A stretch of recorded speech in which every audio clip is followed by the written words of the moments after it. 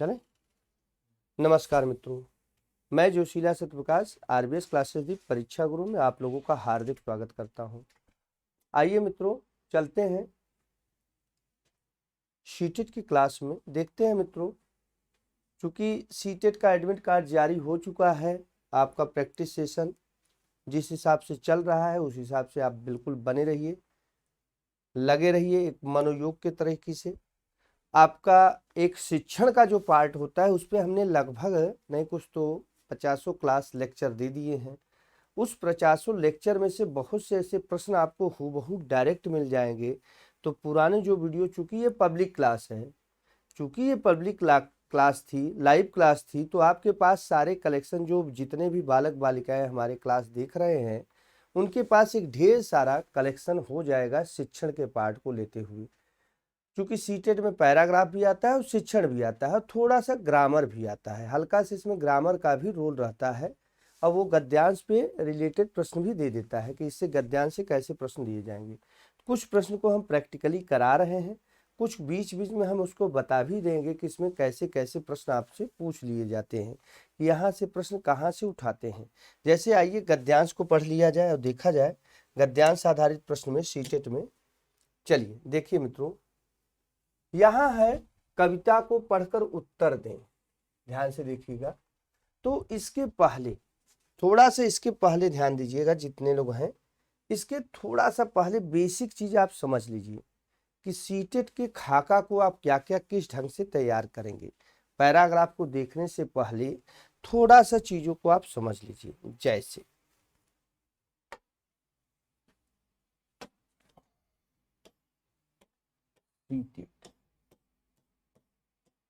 CTET में चाहे वो कोई भी सब्जेक्ट हो मित्रों, सब्जेक्ट में जो हिंदी का रोल रहता है, ध्यान रखिएगा, हिंदी का जो रोल आएगा आपके एग्जाम में, क्योंकि आपके सामने अब एग्जाम टारगेटेड है, तो इसके मोटा मोटा दो ही पार्ट इसको समझिएगा। एक तो हिंदी का शिक्षण वाला पार्ट रहता है आपके पास, जिसपे हमने लगभग 50 लेक्चर लिए हैं। इस शिक्षण में पैराग्राफ नहीं रहता है, एक पैराग्राफ वाला प्रश्न रहेगा।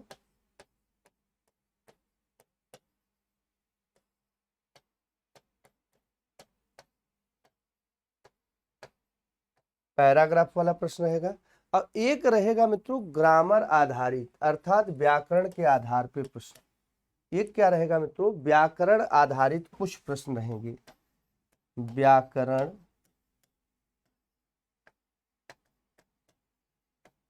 आधारित प्रश्न, इसमें से ये पैराग्राफ में से मान के चलिए पैराग्राफ पे लगभग 5 से 7 प्रश्न इस पे रहते हैं। यहाँ से इसी टाइप से आपके खाका आपके दिमाग में होने चाहिए। और जो व्याकरण आधारित प्रश्न रहेंगे वो मित्रों व्याकरण के आधार पर रहेगा लगभग 8 प्रश्न। और जो शिक्षण का पार्ट होता है वो टोटल 15 प्रश्न रहेंगे एग्जैक्ट शिक्षण में से। ठीक है, सीधे सीधे ये शिक्षण से प्रश्न रहेंगे, डायरेक्ट यहाँ से सीधे सीधे तौर पे आएंगे। तो इसको आप किस ढंग से प्लानिंग कर रहे हैं, चूंकि टाइम बहुत कम है, ठीक, एडमिट कार्ड के हिसाब से आपके पास टाइम बहुत कम है, उसको कैसे प्लानिंग करना है पुराने वीडियो के क्लासेस देख लीजिए, पेपर रिवीजन कर लीजिए, कुछ रिवीजन क्लासेस को भी देख लीजिए जो बहुत महत्वपूर्ण है। कुछ रिवीजन क्लास आपके लिए लाभदायक है। गुरु अगर रिवीजन क्लास दिया है आपके लिए तो वो क्यों दिया है, इस पे क्वेश्चन जरूर देखिए। क्यों दिया है, क्योंकि गुरु को ऐसा लगता है कि कहीं न कहीं इस बार यहां से यही हूबहू आ जाएगा। ये ध्यान दीजिए सभी लोग, जितने लोग लाइव है मित्रों सभी लोग ध्यान दीजिएगा। कभी कभी आपको रिवीजन क्लास अगर मिल जाती है और आपके एग्जाम टाइम में अगर गुरु ऐसे करता है, कोई भी शिक्षण होता है, तो उसका मेन मोटिव ये होता है कि वो उसके लिए विशेष होता है, क्या पता वही हूबहू उठा के प्रश्न आ जाते हैं। एक गेसिंग पावर चलती रहती है, उस गेस पावर को ध्यान में रखते हुए गुरु ऐसा करता है। कुछ चीजों की ग्रामर में जैसे देखिएगा, प्रत्यय उपसर्ग में बेसिक रूप से देखिएगा, आप लोगों का बेसिक जनरल चीजें ध्यान रखिएगा। जैसे उपसर्ग है, उपसर्ग है मित्रों, तो बस इसका बेसिक क्या है, सबसे पहला ही क्वेश्चन यहाँ से बस बेसिक है कि हिंदी के कितने उपसर्ग होते हैं, ये आपको पता हो। क्वेश्चन डायरेक्ट आ जाएगा हिंदी में, तो हिंदी की अपने उपसर्गों की संख्या 10 होती है। ठीक, हिंदी में अपने उपसर्गों की संख्या 10 होती है। अब कहने के लिए तो बहुत उपसर्ग लोग बोलते हैं। अब आ जाएगा संस्कृत में, तो संस्कृत में उपसर्गों की संख्या यहाँ पर बेसिक रूप से आप लोग समझते रहिएगा, उपसर्गों की संख्या।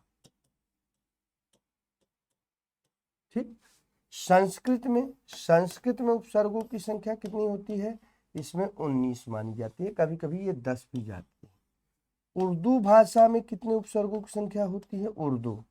उर्दू भाषा में उपसर्गों की संख्या दोस्तों 12। तो ये बेसिक डायरेक्ट प्रश्न आपसे होते हैं, वो बहुत सीधे सीधे डायरेक्ट प्रश्न आपसे दे दिए जाते हैं कि इनके सीधे सीधे क्वेश्चन पूछ दिया जाएगा कि ये इसके क्या हैं, इसके राइट आंसर क्या है, आपसे डायरेक्ट पूछ लिया जाएगा। ये प्रश्न कैसे आते हैं? ये डायरेक्ट रूप में आपसे पूछ लिए जाते हैं कि सीधे सीधे ये इस प्रश्नों में आप क्या आंसर लगाएंगे या इस प्रश्न का क्या आंसर देंगे। ठीक, तो ये आपके डायरेक्ट प्रश्न में से आते। प्रत्यय के प्रकार, यहाँ से ये डायरेक्ट सीटेट में कई बार पूछ दिया गया है। प्रत्यय, तो प्रत्यय 2 ही प्रकार होते हैं, प्रत्यय के सदैव 2 प्रकार होते हैं, कई बार एक क्वेश्चन पूछा गया है। तो प्रत्यय के प्रकार 2 ही होते हैं, एक कृत प्रत्यय होता है, एक तद्धित प्रत्यय होता है। ठीक, कृत प्रत्यय, तद्धित प्रत्यय। हालांकि आपसे ये नहीं पूछेगा कि निम्नलिखित में कौन सा प्रत्यय कृत है, कौन सा तद्धित है, ये कभी अंदर से नहीं पूछता, ये बहुत डीप होता है। बस वो पूछ देगा प्रत्यय के प्रकार, तो 2 प्रकार होते हैं, बेसिक रूप से आप जानते रहिएगा। कृत प्रत्यय क्रिया वाले, तद्धित प्रत्यय इस वाले। आइए अगला आपको जो देता है नेक्स्ट में फिर आपसे पूछ देता है कि हिंदी में वचन कितने होते हैं, संस्कृत में वचन कितने होते हैं, हिंदी में लिंग कितने होते हैं, संस्कृत में कितने लिंग होते हैं, दिए गए शब्द में लिंग कौन सा होता है, दिए गए चीजों में वाक्य शुद्धि क्या होती है, पुरुष वाक्य शुद्धि के रूप में पूछ देता है। ठीक, जैसे आपसे यहाँ पर एक वाक्य शुद्धि पूछ देगा, वाक्य शुद्धि आती है आपके यहाँ, वाक्य शुद्धि, तो यहाँ पर कुछ आपको लिंग के आधार पर कुछ टेक्निकलिटी दिखा देगा, कुछ वचन के आधार पर आपको टेक्निकलिटी दिखा देगा। ठीक, यहाँ से क्वेश्चन उठा के कहीं से भी पूछ देता है किसमें क्या है।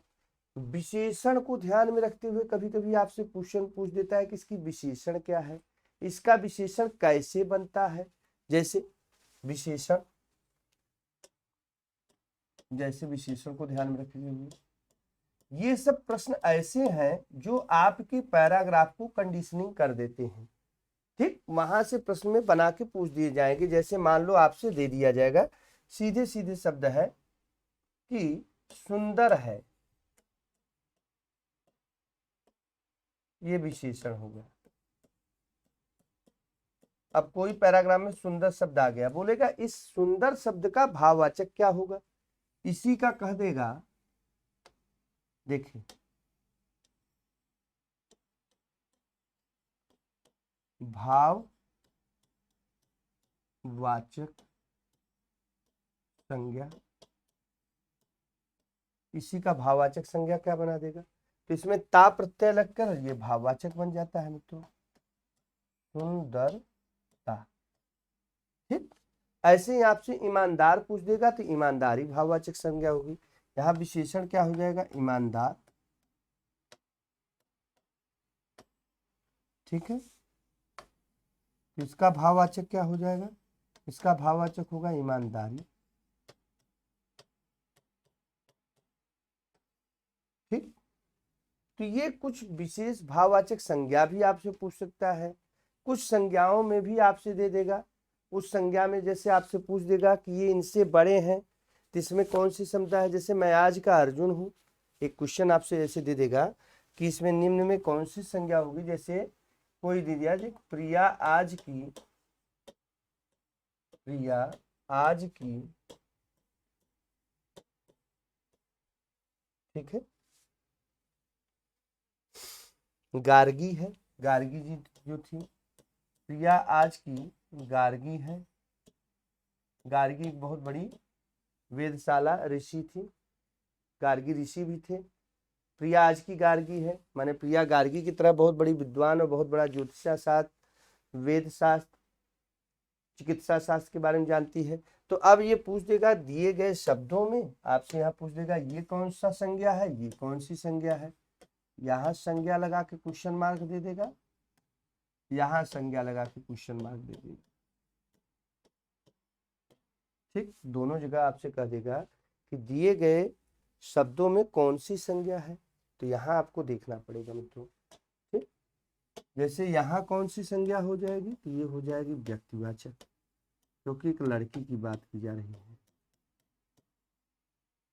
ठीक है, प्रिया एक लड़की है, लेकिन प्रिया आज की गार्गी है। गार्गी भले व्यक्तिवाचक थी, प्रसिद्ध थी, बहुत अच्छा था, गार्गी ऋषि थे, बहुत प्रसिद्ध थे, जो भी थे, लेकिन ये यहाँ एक जाति बन गया है, तो ये जातिवाचक बन जाएगा। ये कौन सी संज्ञा हो जाएगा, जातिवाचक संज्ञा बन जाएगा। मैं आज का अर्जुन हूं, देखिए इसी से आया है। हर घर में विभीषणों की कमी नहीं, देखिए हर घर में एक विभीषण है।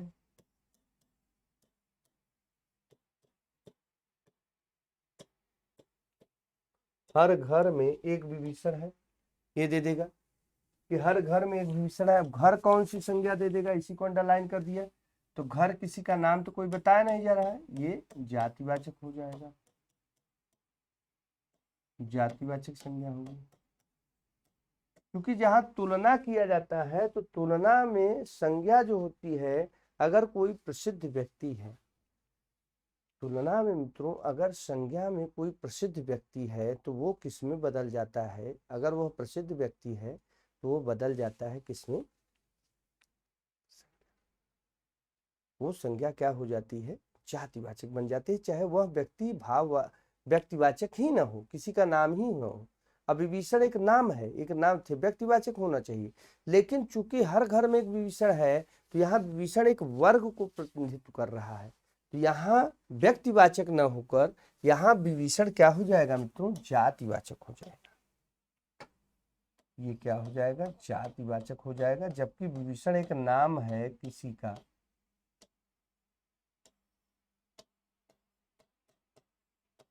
अब देखिए जरा गौर करिएगा, अब यही क्वेश्चन अगर आपसे ऐसे दे दिया जाए, ध्यान दीजिए, अगर यही दे दिया जाए विभीषण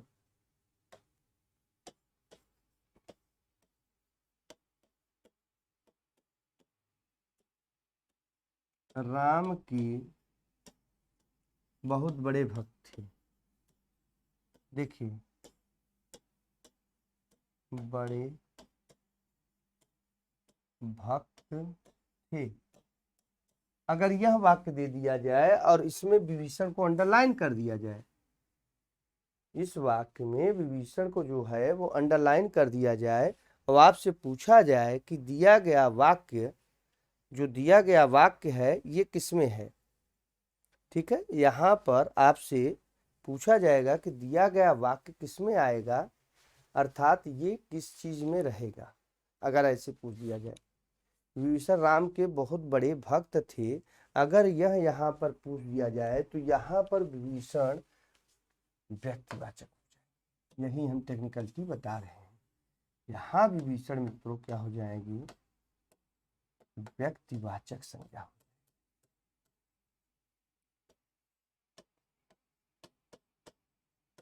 व्यक्तिवाचक संज्ञा, क्योंकि ये किसी आदमी का नाम है, और वो आदमी कोई भी हो सकता है, भगवान हो सकते हैं, भक्त हो सकता है, देवता हो सकता है, लेकिन यहाँ पर हर घर में एक विभीषण है, तो यहाँ विभीषण एक जाति बन गया है। हर घर में एक विभीषण है, यहाँ पर विभीषण एक जाति बन गया है।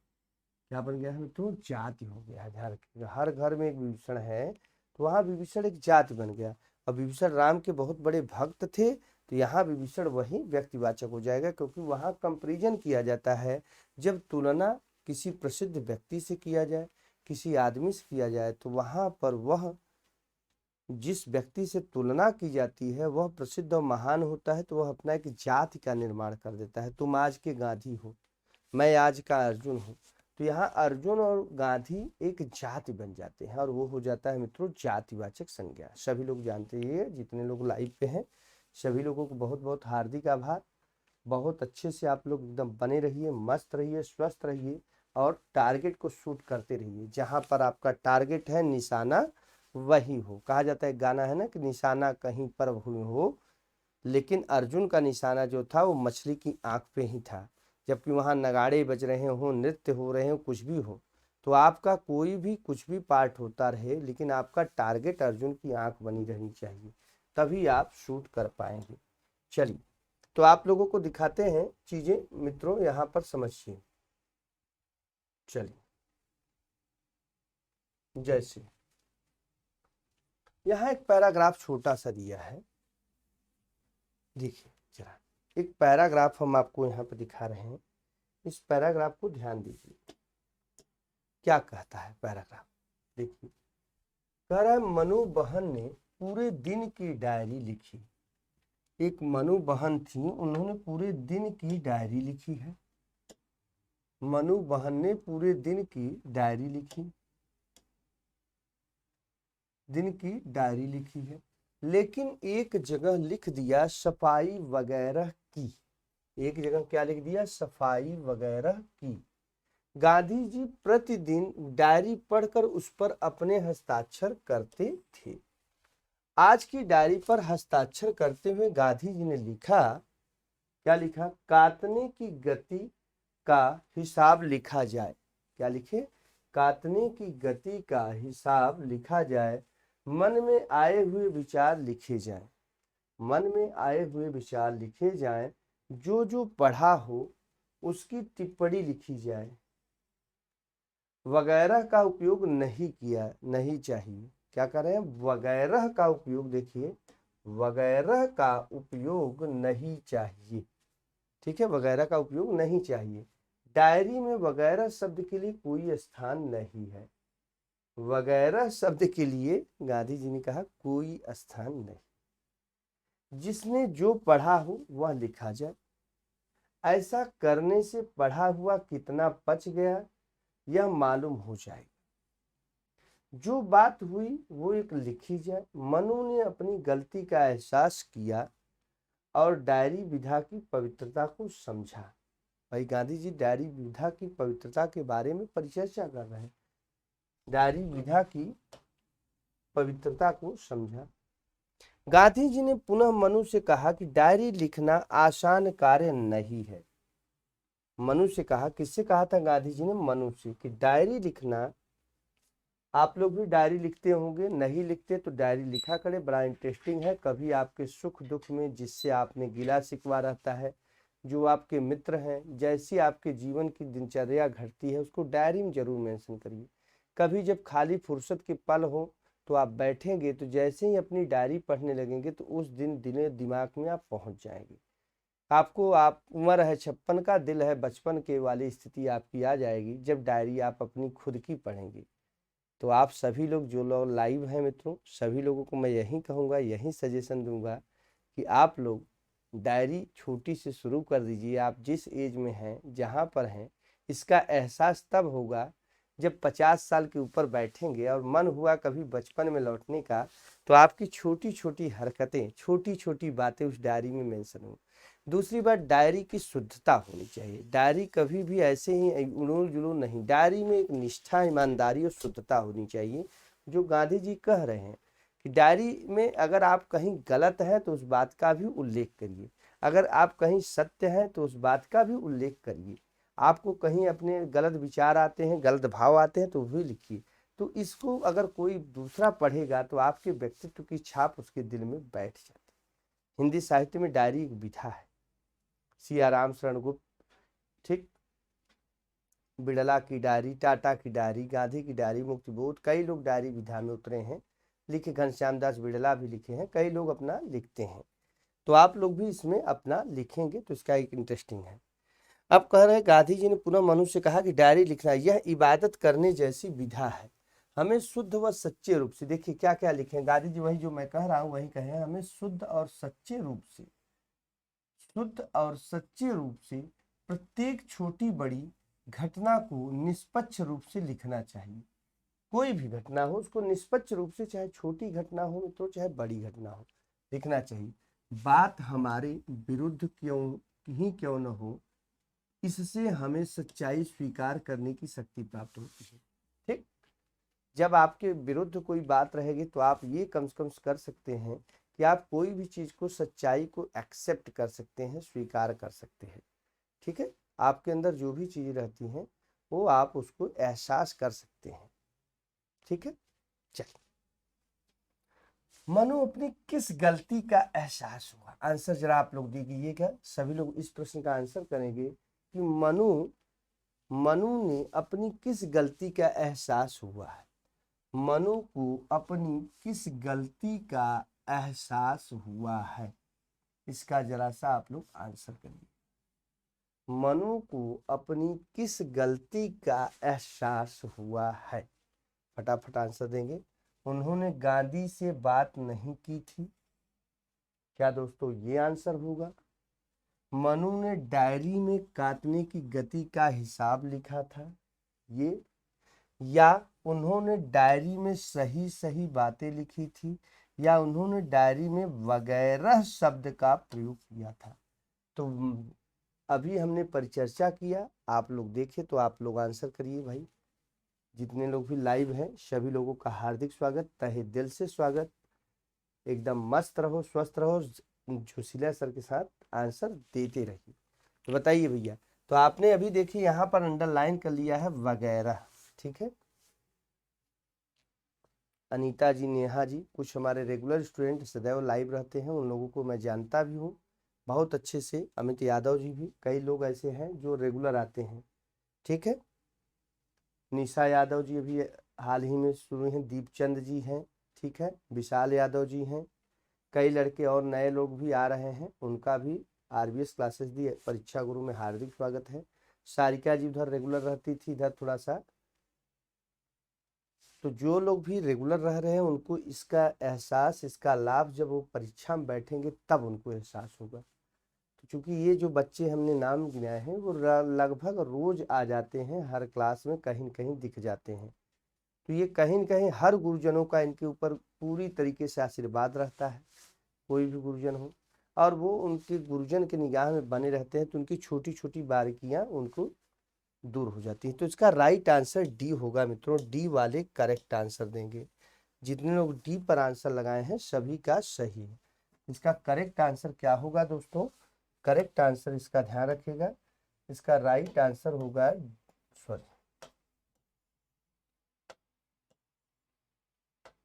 D will be correct answer. D वाले सभी सही, का राइट आंसर डी है। आइए नेक्स्ट चलते हैं। गांधी जी ने वगैरह शब्द पर अपनी आपत्ति क्यों जगाई? ये जो वगैरह शब्द आया था इस पर गांधी जी ने आपत्ति क्यों जगाई? वगैरह, वगैरह शब्द की जगह आदि शब्द का प्रयोग सही है। गांधी जी चाहते थे कि सही भाषा का प्रयोग हो। वगैरह शब्द में कार्य विचार की स्पष्टता नहीं है।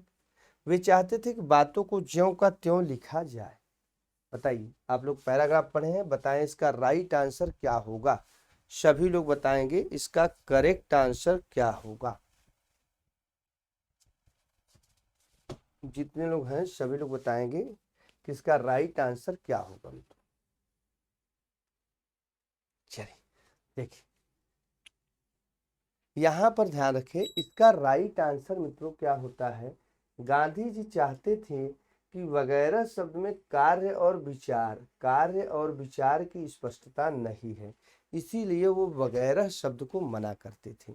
भाई वगैरह शब्द न लिखा जाए, ठीक है, वगैरह शब्द से क्लैरिटी नहीं होती है, तो वगैरह शब्द में कार्य और विचार की स्पष्टता नहीं है दोस्तों।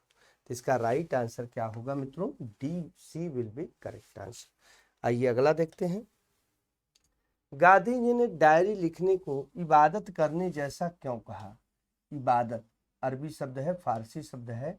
उन्होंने कहा डायरी लिखने को इबादत करने जैसी क्यों कहा? देखिएगा, गांधी जी ने डायरी लिखने को इबादत करने जैसे क्यों कहा? फटाफट बताएंगे जितने लोग हैं इसमें, किसका राइट आंसर क्या होगा दोस्तों। सभी लोग बताएंगे इसका करेक्ट आंसर क्या होगा। बताइए भाई, जितने लोग हैं सभी लोग बताएंगे कि इसका राइट आंसर क्या होगा।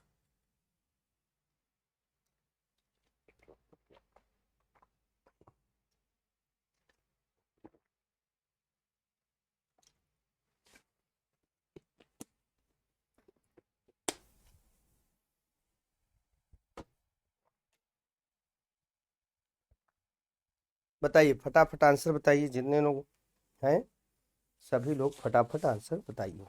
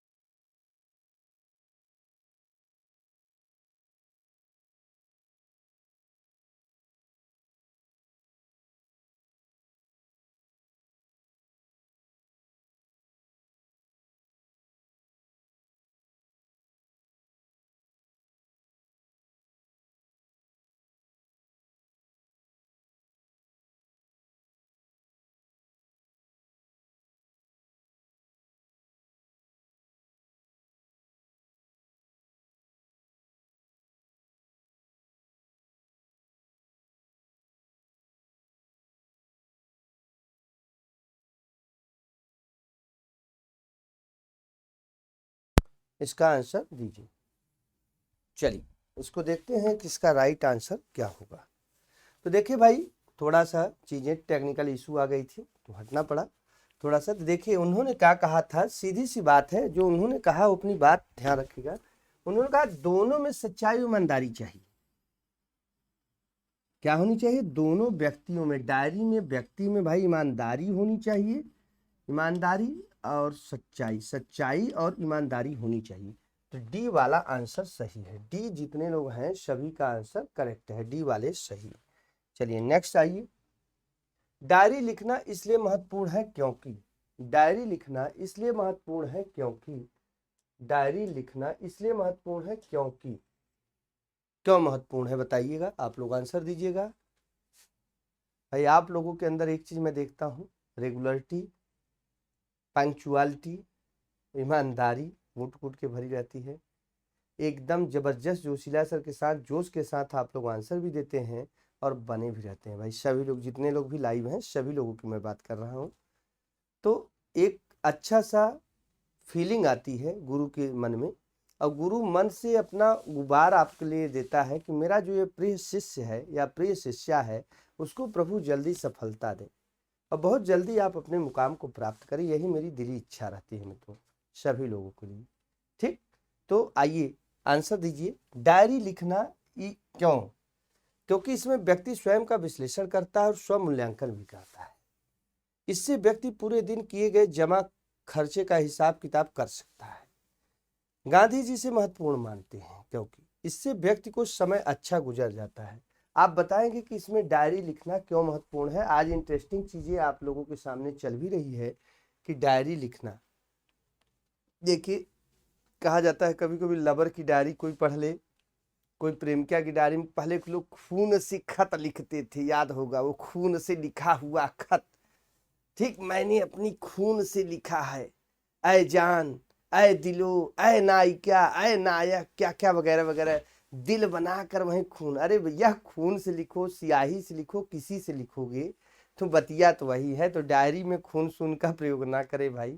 बहुत लोगों का जुनूनी आदमी होते हैं कि गुरुजी ने कहा डायरी लिखना है, प्रेमिका के बारे में याद करके खून से लिखना शुरू कर दिए, ब्लेड से काटेंगे, खून गिराएंगे। तो ये सब काम नहीं करना भैया। डायरी पेन से अच्छे से लिखना है, कभी मन करे कुछ चीजें आपको गुरु की बात अच्छी लगती है तो गुरु की अच्छी बातें उतार लीजिए, लिख लीजिए। कहीं आप किसी के बारे में गलत सोचते हैं तो वह भी उतार लीजिए। इसीलिए कहा जाता है डायरी लिखना। यहाँ पे क्या है, इसमें व्यक्ति स्वयं का विश्लेषण करता है, तो अपने व्यक्ति का विश्लेषण करता है, यह महत्वपूर्ण है। और स्वमूल्यांकन, और क्या है दोस्तों, स्वमूल्यांकन करता है। ए विल बी करेक्ट आंसर, ए वाले सभी सही हैं। जितने लोगों ने ए पर आंसर दिया है सभी का शानदार आंसर, सभी लोग ए वाले सभी दोस्तों शानदार आंसर दे रहे हैं, बहुत जबरदस्त आंसर दे रहे हैं। इसका राइट आंसर क्या होगा मित्रों, ए विल बी करेक्ट आंसर। ठीक है, आइए नेक्स्ट चलते हैं हम लोग, अगले पे बढ़ते हैं। अगला देखते हैं क्या है अगला प्रश्न। गांधी जी प्रतिदिन डायरी पढ़कर क्या करते? गांधी जी प्रतिदिन डायरी पढ़कर करते क्या थे? ठीक है, गांधी जी की आत्मकथा सत्य का एक प्रयोग बहुत फेमस है, कभी टाइम मिले तो आप पढ़ सकते हैं। उसमें उन्होंने सत्यता के साथ जो उनके साथ बीती थी, आप बीती उसमें लिखी भी है। सत्य के एक प्रयोग या सत्य के प्रयोग के नाम से आप देखेंगे मार्केट में आपको मिल जाएगा, 80-90-100 रुपए का आता है। तो उसको आप लेकर देखेंगे तो खुद आपको एहसास होगा कि गांधी जी ने क्या क्या चीजें उसमें लिखी है, क्या क्या चीजें आपको बताई गई हैं। तो यहाँ पर जो है गांधी जी प्रतिदिन डायरी पढ़कर क्या करते थे, तो गांधी जी प्रतिदिन डायरी पढ़कर क्या करते थे, हस्ताक्षर करते थे क्योंकि यह नियम था? नहीं। लोगों को उनकी गलती का एहसास कराते थे, डायरी पर हस्ताक्षर करते थे और यह देखते थे कि व्यक्ति अपने कार्य और विचार में किस दिशा में जा रहा है। हस्ताक्षर करते थे ताकि जांच का प्रमाण दिया जा सके, ये भी नहीं होगा। इसमें बी और सी पर ज्यादा चीजें हैं, तो आप लोग जरा बताइए कि इसमें कौन सा आंसर सटीक होगा। जितने लोग हैं सभी लोग बताएंगे कि इसमें कौन सा आंसर सटीक होगा। देखिए बी भी काफी करीब आंसर है, सी भी काफी करीब आंसर है, तो आप लोग ए और डी तो मैंने काट दिया।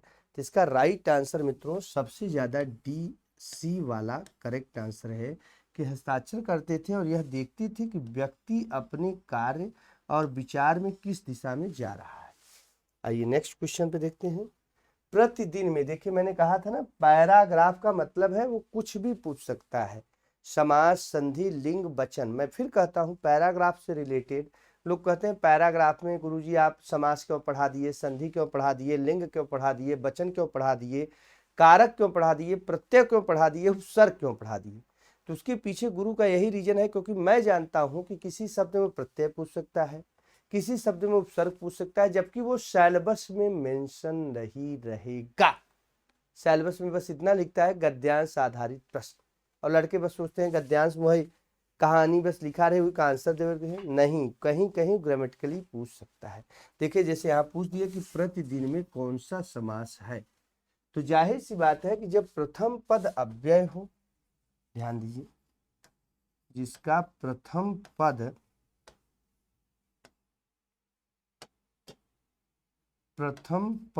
अव्यय हो, साथ में प्रथम पद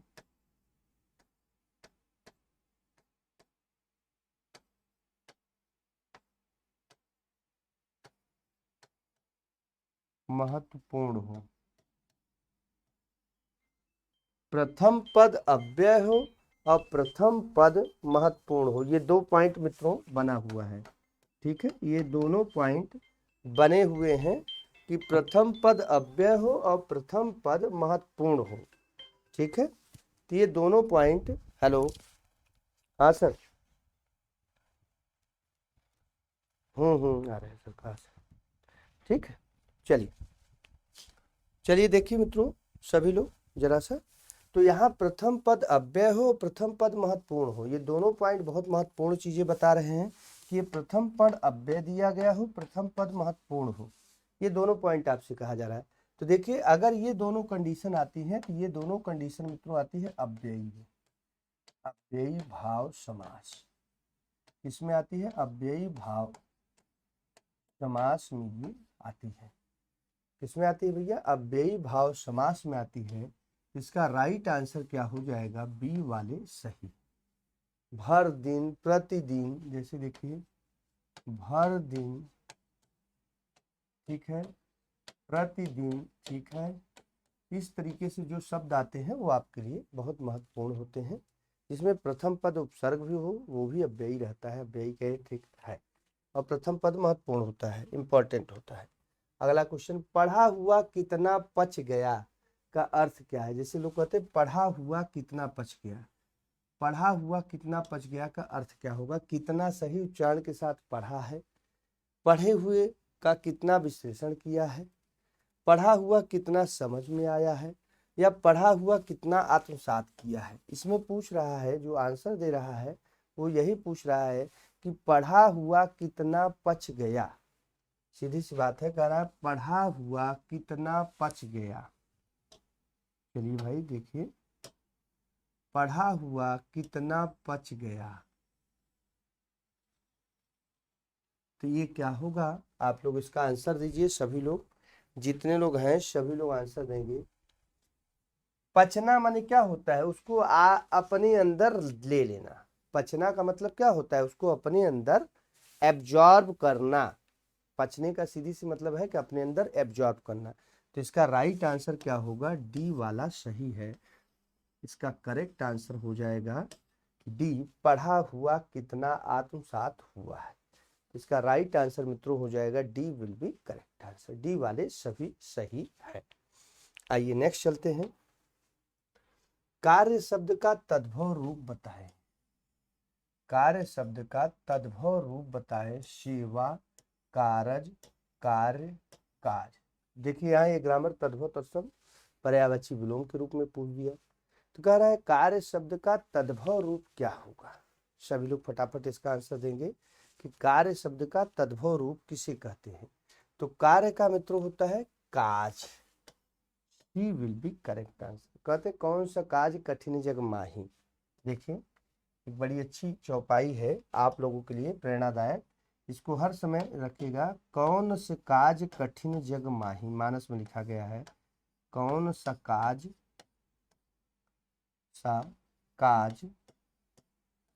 कठिन जग माही।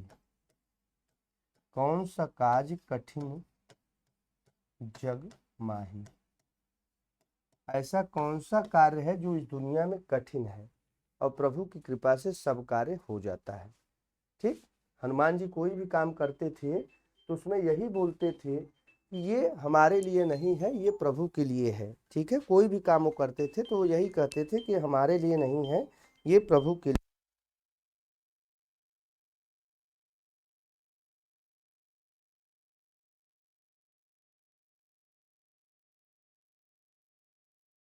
ठीक है, तो इसका राइट आंसर क्या हो जाएगा मित्रों? काज हो जाएगा। करेक्ट आंसर क्या हो जाएगा इसमें? सी विल बी काज हो जाएगा। Cause is the right answer. ठीक है, चलिए तो एक नए जोश नए उम्मीद के साथ आप लोग बने रहें और इसका जबरदस्त ढंग से आंसर देते रहें। विचार में इक प्रत्यय लगाकर, अंतिम प्रश्न है, विचार में इक प्रत्यय लगाकर कौन सा शब्द बनेगा? वैचारिक, विचारिक, विचारिक, वैचारिक। विचार में कौन सा प्रत्यय बनेगा? कौन सा प्रत्यय लगाकर वैचारिक शब्द को प्रयोग में लिया जाता है? तो सभी लोग इसका आंसर दीजिए मित्रों, जितने लोग हैं सभी लोग बताएंगे कि विचार में कौन सा प्रत्यय लगता है। तो विचार में भैया एक प्रत्यय लग जाता है और इसका राइट आंसर क्या हो जाएगा? वैचारिक हो जाएगा। वैचारिक, डी वाले सभी सही। तो इस तरीके से एक नए जोश नए उम्मीद के साथ फिर हम आपसे रूबरू होंगे पुनः। आप लोग सभी लोग लाइव ऐसे ही बने रहें, प्यार के साथ, एक नए जोश नए उम्मीद के साथ बने रहें और हंसते रहिए, मुस्कुराते रहिए, स्वस्थ रहिए भाई। इस दौर में स्वस्थ होना भी एक अपने आप में चैलेंज रहता है। और एक नए जोश नए उम्मीद के साथ फिर मैं आपसे रूबरू होऊंगा। तब तक के लिए जोशीला सर को विदा दीजिए मित्रों। तो हिंदी के बारे में नारा जरूर लगा लीजिए, जय हिंद करो। सीटेट के एग्जाम वालों एडमिट कार्ड ले लिए हो तो जय हिंद करो, जय हिंदी करो, विजय हिंदी करो, जिंदाबाद हिंदी करो मित्रों, जिंदाबाद हिंदी करो। अपने जोश को बनाए रखो। ऐसे ही एक सही दिशा और दशा बनाए रखेंगे तो दिशा और दशा जिसका बना रहता है वो अपने लक्ष्य के प्रति जरूर पहुंच जाता है। कोई भी व्यक्ति हो, अगर जिसका दिशा सही हो और दशा सही हो, वो अपने लक्ष्य को जरूर भेदेगा। तो जो आप लोगों का एग्जाम लगा है उस एग्जाम को आप लोग जरूर क्रैश करेंगे, उसके लिए जरूर प्रतिपल कटिबद्ध रहेंगे और एक ईमानदारी के साथ हर एग्जाम को एक चैलेंज के रूप में रखिए। कोई भी एग्जाम हो, कभी भी कोई एग्जाम छोटा या बड़ा नहीं होता। एग्जाम कोई भी हो, आपके सामने अगर एग्जाम है तो एग्जाम के लिए एक ही वर्ड रखिए कि क्या हार में क्या जीत में किंचित नहीं भयभीत में। कभी भी भयभीत मत होइए, मस्त रहिए, टारगेट सही रखिए, दिशा और दशा आपका सही रहेगा तो आपका हर वो चीज आप प्राप्त कर लेंगे। नमस्कार, जय हिंद, जय भारत।